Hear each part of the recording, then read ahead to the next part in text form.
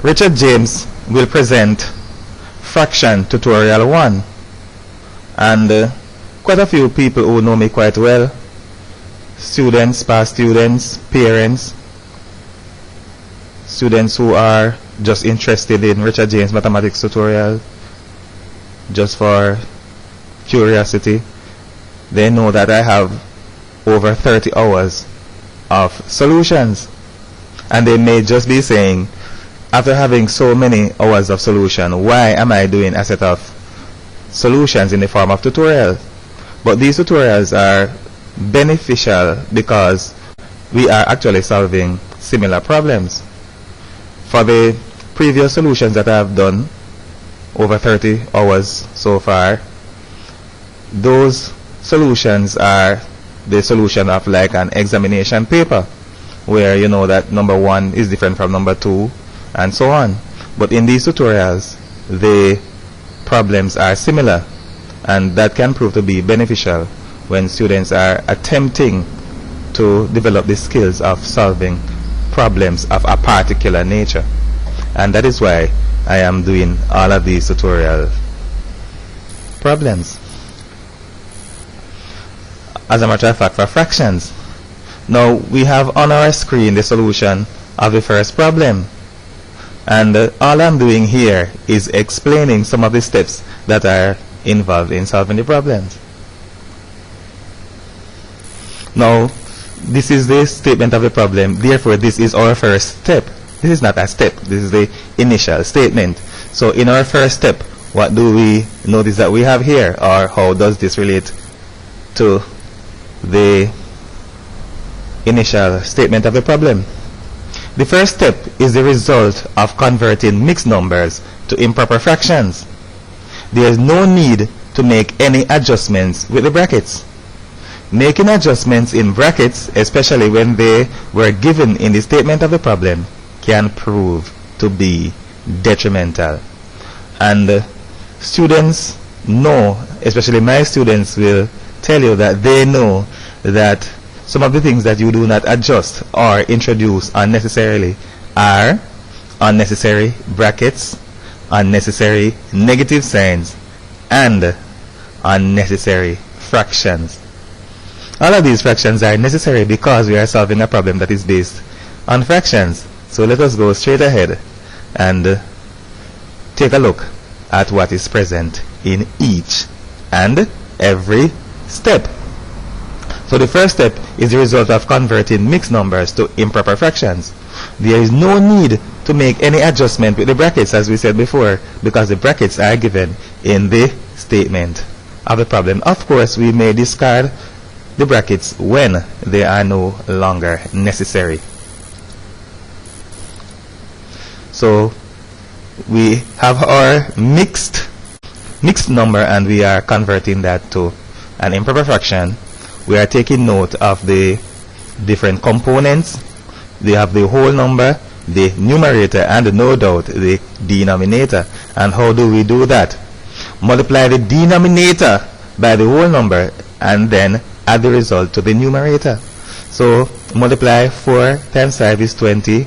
Then we say 20 plus 4 is 24, and that is the numerator of the improper fraction. And what about the denominator? The denominator will be the same as before. Another one, we say denominator multiplied by the whole number, 3 2's 6. Then we add 2 to the 6. 6 plus 2 is equal to 8, and that is our numerator, and the denominator is the same as before. We have 3 1's 3. Then we say 3 plus 1 is 4, and 4 is the numerator of our new fraction. The denominator, the same. So we have converted those mixed number to improper fractions. So there are two activities in step 2. One, we make use of the fact that dividing is equivalent to multiplying by the reciprocal of the divisor, and that squaring a fraction is equivalent to squaring both numerator and the denominator. So to get from here to here, what do? Make use of the fact that if we are dividing by a fraction, it is equivalent to multiplying by the reciprocal, and that is why we have the multiplication sign here, but not without reciprocating this fraction. And as a matter of fact, if the divisor were not a fraction in this form, like a whole number maybe, we could do the same. Multiply by the reciprocal or the multiplicative inverse by inverting that whole number. So there we have the two fractions, 24 over 5 and 8 over 3, and all we do is do the reciprocal and change the sign to multiplication. Then what do? Square the 4, we get 4 times 4 is equal to 16. Then we square also the 3 here. 3 squared is 3 times 3, and that is equal to 9. So we square the 4 and we square the 3. This is our result. And of course, all we did just now was to invert this fraction and replace the division sign with a multiplication sign. We are moving on to the next step. And what do we have there? In the third step, the fractions were reduced by a common factor of 8. We have also discarded the brackets. They are no longer necessary because the expression that they contained is now reduced to a single fraction. So the expression that the brackets contained is now reduced to a single fraction, so we do not need those brackets anymore. And as a matter of fact, right here, after squaring the fraction, we did not need the bracket again. So there we have this expression that we are reducing by a common factor of 8. So 8 into 8 gives 1, and we say 8 into 24 also, and that gives 3. So our new fraction will be 3 times 3, 9 over 5 times 1, 5. So 3 3 is 9, 5 times 1 is equal to 5. We have 9 over 5, and we are retaining the 16 over 9, and we will find the difference between those two fractions in a second. In this particular step, we make use of a simple process by which we add or subtract fractions that have denominators that do not have common factors, and we call those exclusive.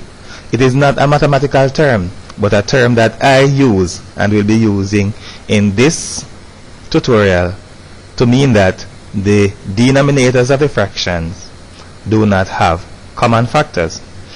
And if they do not have common factor, then we may use a simple process. So we find the denominator of the result will be the product of the two denominators. So the answer that we're looking for will have a denominator of 45. So that will be product of the two denominators. 5 times 9 is 45. And then we have these two being multiplied. 9 multiplied by 9 is equal to 81. And then we have 16 times 5 is equal to 80. And no doubt we retain this negative sign that we have right there. So in order to add these two, well, we are finding the difference because that's what the sign is saying. In order to find the difference between these two fractions, all we do very quickly is multiply the two denominators. That will be the new denominator. Then we do this 9 times 9, 81. Then we do 16 times 5, 80. And then that's all there is to it. Well, as a matter of fact, all we need to do is to find the difference between these two numbers, and we are done. So finish up by finding the difference between the two numbers. No doubt 81 minus 80 is 1. So we say that the answer is 1 over 45.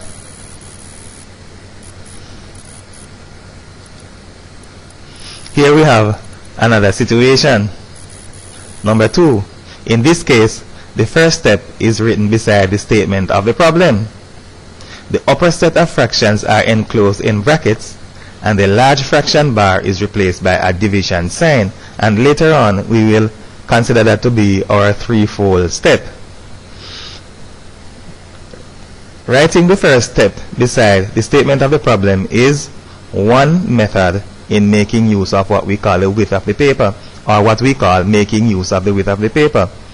And of course this is not so much critical in these tutorials, but more important when we are presenting our work in a final examination. And no doubt these things are discussed in paper presentation in another set of my videos. So writing the first step beside the statement of the problem is one method in making use of the width of the paper that we discuss in other videos. So also is replacing the large fraction bar with the division sign. All of that is done in making use of the width of the paper. It is very important to make use of the brackets in this particular case, because without them only 7/3 would be divided by 5/2, which is not in keeping with the statement of the problem. Maybe the greatest move in the first step is converting mixed numbers to improper fractions, and that we will do on the next slide. So I'm saying here, when we are removing this fraction bar, replacing it with a division sign, it is important that we enclose the two fractions that we have here in brackets, because this large fraction bar is telling us that we are dividing by 2.5, and the 2.5 is dividing into the difference between these two, and not dividing only into this one.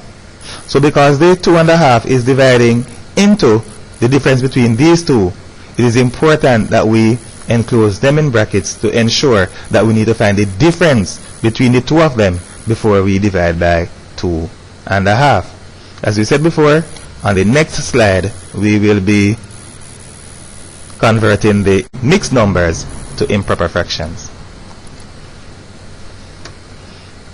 As usual, we have the whole number, the numerator, and the denominator. And in order to convert to mixed number, we multiply the denominator by the whole number. Then when we get that 20, we add the numerator to it. So 4 5s, 20. 20 plus 1 is 21, and 21 will be the result of the new numerator, and the denominator will be the same as before. Then we have 3, 2, 6, and then 6 plus 1 is 7, and that will be the new numerator. The denominator will be the same as before. And if we have another one, yes we do, it is 2 times 2, 4, plus 1, 5, and then we have 5, and the denominator will be the same as before. In getting to this step, we make use of the exclusive denominator in finding the difference between the fractions. We also reciprocate the divisor and change the division sign to multiplication. So what do we do right here? Right here, as a matter of fact, is the result of manipulating this step, and we will manipulate this step in order to get here by making use of what we call exclusive denominator, meaning that the denominators do not have common factors. So 21/4 minus 7/3, and what do we do? The new denominator is the product of these two, 12, and then we say what? 21 times 3, 63, and then we say 4 times 7, or 7 times 4, and that is 28, and no doubt we retain the negative sign right there, and we are dividing by 5/2, which is the equivalent of multiplying by the reciprocal. So we do the reciprocal, and we are done, with the exception that we have to complete this step and also to arrive at this one. For this step, we only find the difference between 63 and 28. So there we have it. 63 minus 28 is equal to 35, and that will be over 12. We finish up by reducing the fractions and multiplying the resulting numerators and denominators. So reduce by a common factor of 5, then by a common factor of 2. So reduce by a common factor of 5. 5 into 5 is 1, and 5 into 35 is 7. Also we have 2 into 12 is 6, and 2 into 2 is 1. So we will multiply the 7 by the 1, 7, and the 6 by 1, which is 6. So the result is 6. Is 7 over 6.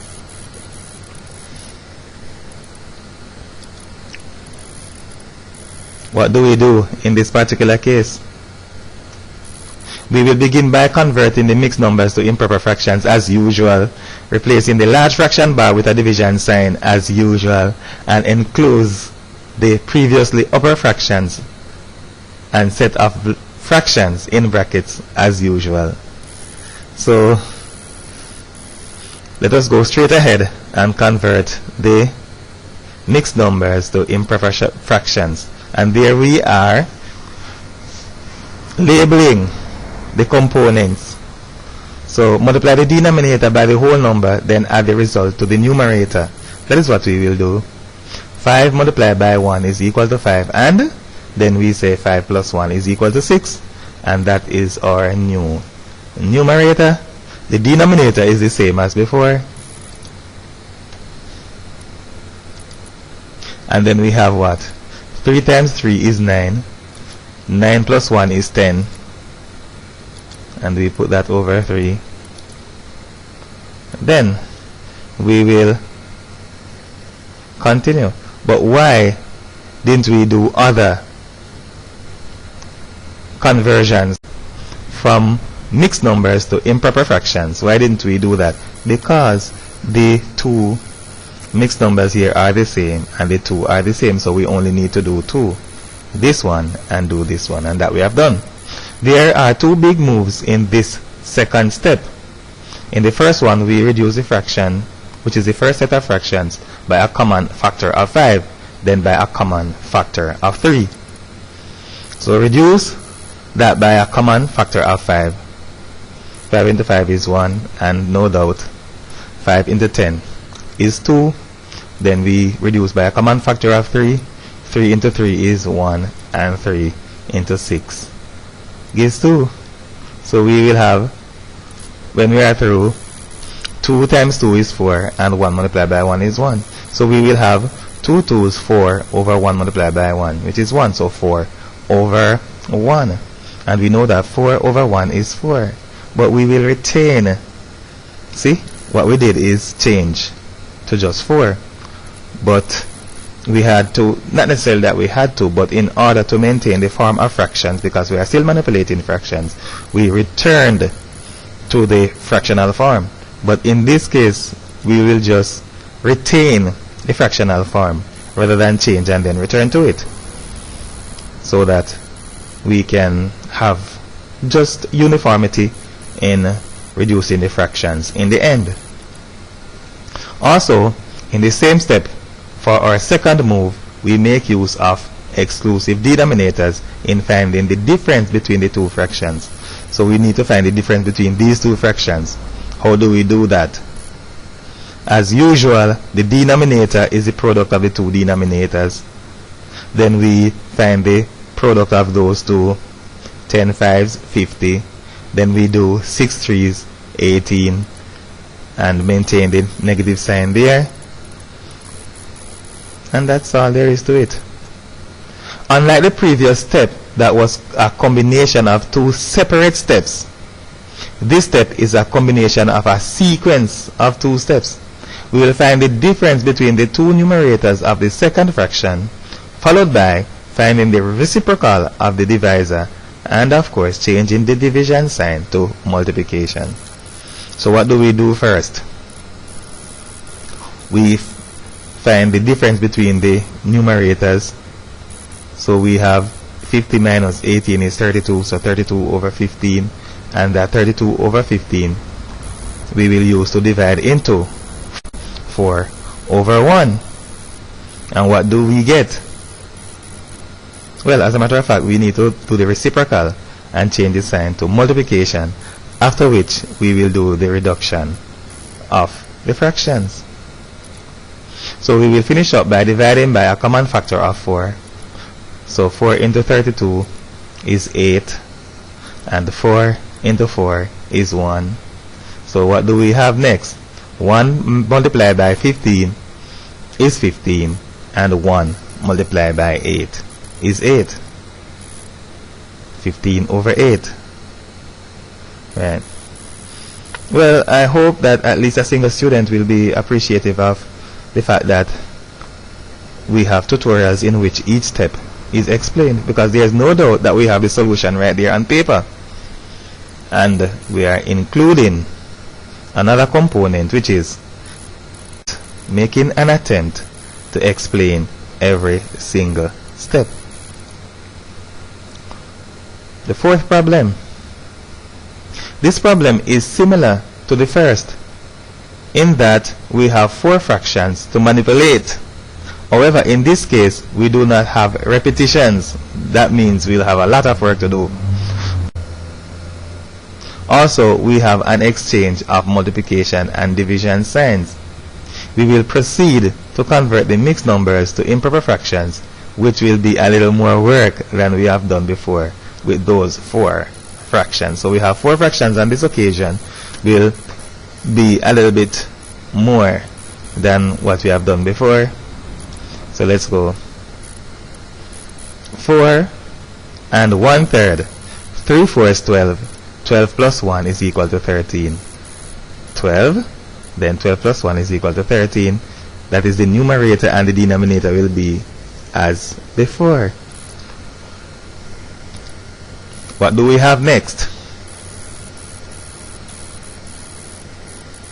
6 ones 6 plus 5, 11. That is the new numerator, and the denominator is the same.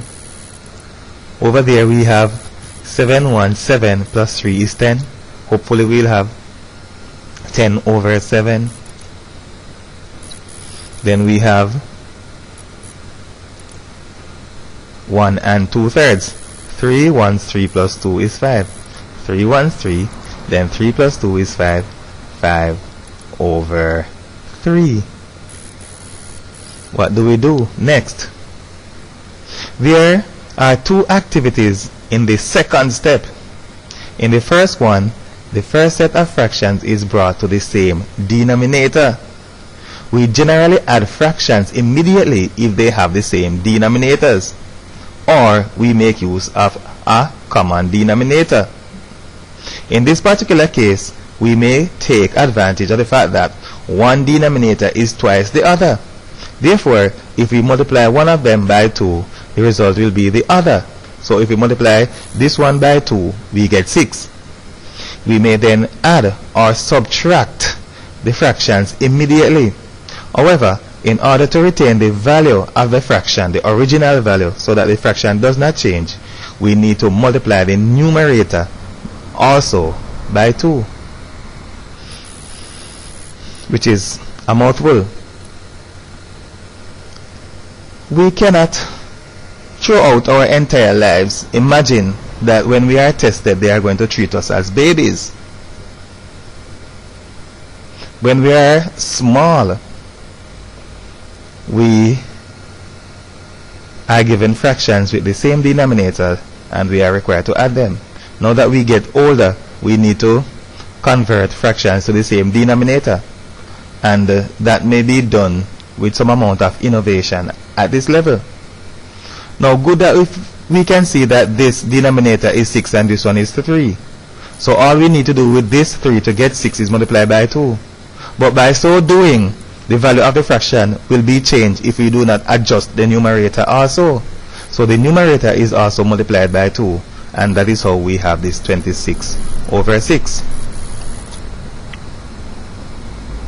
Now they have the same denominator. So let us take a look at that a little bit closely. We have 13 over 3 minus 11 over 6. Bring the fractions to the same denominator by multiplying the denominator of the first fraction by 2. To preserve the value of the fraction, the numerator has to be multiplied by 2 also. So multiply that by 2 over 2. So there we have 13 times 2 is 26 and 3 times 2 is 6. So we have 26 over 6 minus 11 over 6. And that is something that we can do quickly, mentally. If we reduce 26 over 6 by a common factor of 2, we will return to our original fraction, showing that the value of the fraction did not really change. So this fraction, if we reduce this by a common factor of 2, we will get 2 into 6 is 3 and 2 into 26 is 13. So we are at 13 over 3, the original. So all we need to do is multiply this by 2, multiply this by 2. We have the same denominator, we may just manipulate the numerators, and that's all there is to it. Also, in the second step, we multiply the numerators and multiply the denominators of the second set of fractions. So here we are multiplying 10 by 5 and 7 by 3. 5 times 50 and 7 times 3 is 21. 50 over 21, that's all. In the other step, we simply make use of the fact that adding or subtracting fractions with the same denominator may be achieved by simply adding or subtracting the numerators and placing the result over the same denominator. Additionally, we will reciprocate the divisor and change the division sign to multiplication. So all we need to do, these have the same denominator, is subtract one from the other. And then, of course, 26 minus 11 is 15. Then we will do the reciprocal of this 50 over 21 to get 21 over 50. Then we may finish up by reducing the fractions. So our final step in this case is also a reduction of the fractions. We will reduce by 5 first, then reduce by 3. So 15 over 6 multiplied by 21 over 50 reduced by 5. 5 into 50 gives 10. And 5 into 15 gives 3. Also we have 3 into 6 gives 2. And then we have 3 into 21 is 7. Right. What do we do next? Finish up by multiplying the resulting numerators and denominators. So 3 7s, 21 and 2 10s, 20, as we have right here. And that's all there is to it.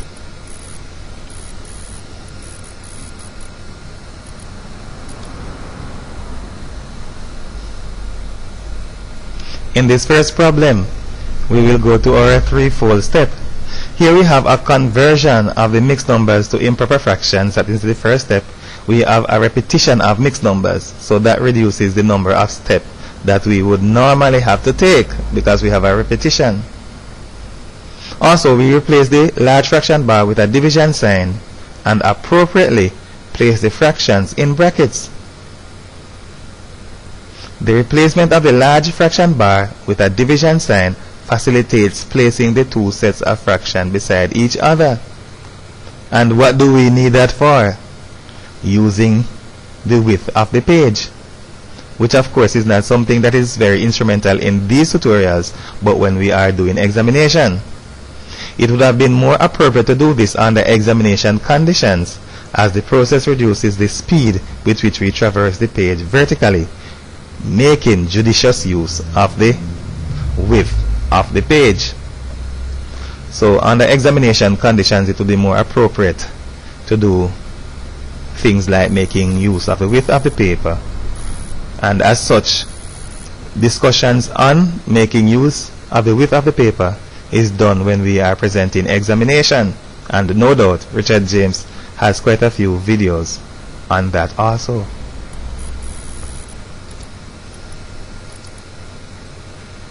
There's our first mixed number. 3 2's, 6 plus 1 is 7.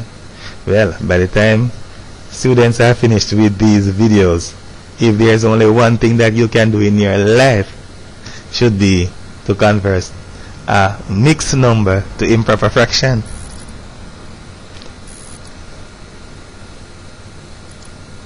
So we have 7 1's 7, and 7 plus 3 is 10.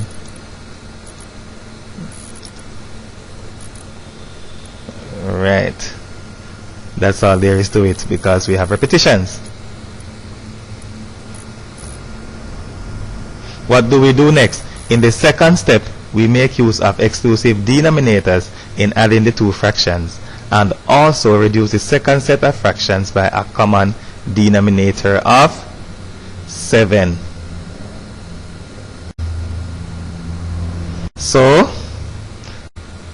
7 over 3 plus 3 over 7. Multiply those denominators, because that will be the new denominator. Also multiply those two. Then we multiply those two. And of course, 7 7's 49, 3 3's 9, and we will retain the positive sign, the plus sign right there. What do we do next? Finish this step by reducing the second set of fractions by a common denominator of 7.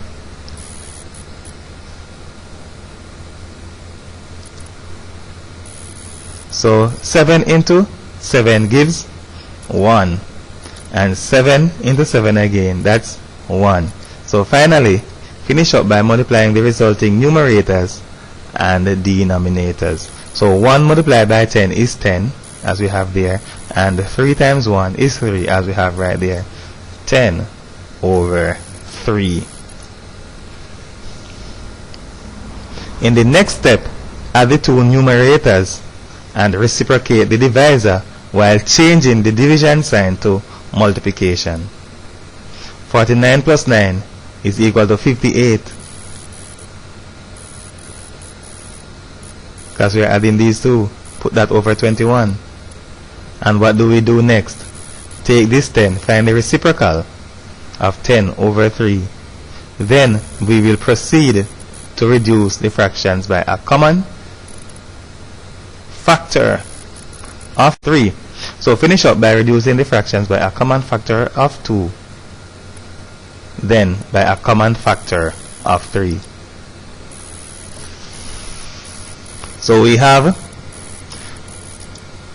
2 into 10 gives 5, or 10 divided by 2 is equal to 5. Or we say 2 into 58 is 29. We may say 58 divided by 2 is 29. And also 3 into 21 is 7. 21 divided by 3 is equal to 7. And 3 into 3 gives 1. 3 divided by 3 is equal to 1. Finish up by multiplying as usual the resulting numerators and denominators. 29 multiplied by 1 is 29, and 7 5's 35. Nice. Cannot get away in the next one. Notice that we do not have any brackets here. This is saying that we are dividing 11 over 6 by 4 over 3, which is not correct. That would be a disaster if at the end we do not address this fact, because if we have the contents of this bracket to be divided by 1 and 1/3, if we do not use the brackets, we will be dividing only the 11 over 6 by the 1 and 1/3. But we know that that is not what we are doing, so we need to make use of the brackets. As usual, we will convert mixed numbers to improper fractions in the first step. We have not addressed the brackets here as yet. Hopefully we'll be able to do that by the end. So there we have our first mixed number, 326 plus 1 is 7. So 326, 6 plus 1 is 7. That will be our new numerator, and the denominator will be the same as before. Then we have 616 plus 5 is 11. That will be our new numerator, and the denominator is the same. Then we have 3 times 1 is 3. Then 3, this 3 plus 1 is 4, and that will be our new numerator, and no doubt the denominator is the same. One activity in the second step is analogous to something that we have done on a previous slide. With denominators 3 and 6, we will convert the first fraction to a denominator of 6 as before. So let's go straight ahead and do the same thing. We know that this denominator is 3, this one is 6. If we multiply by 2, we'll get 6, but we cannot do that alone.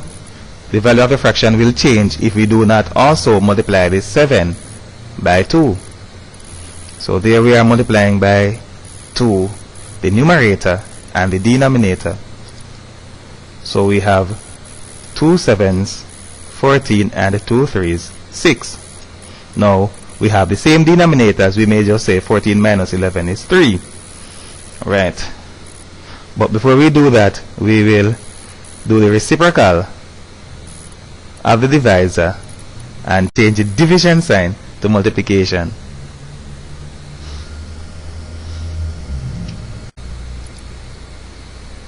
Finally, we will substitute the numerators of the first fraction and reduce the fraction by a common factor of 3. Finally, we will subtract the numerators of the first fraction and reduce the fractions by a common factor of 3. So we have, as we said before, 14 minus 11 is 3, because the fractions now have the same denominator. And then what do? Reduce by a common factor of 3. So 6 divided by 3 is equal to 2. And 3 divided by 3 is equal to 1. Then we say 1 multiplied by 3 is 3, and 2 4s 8.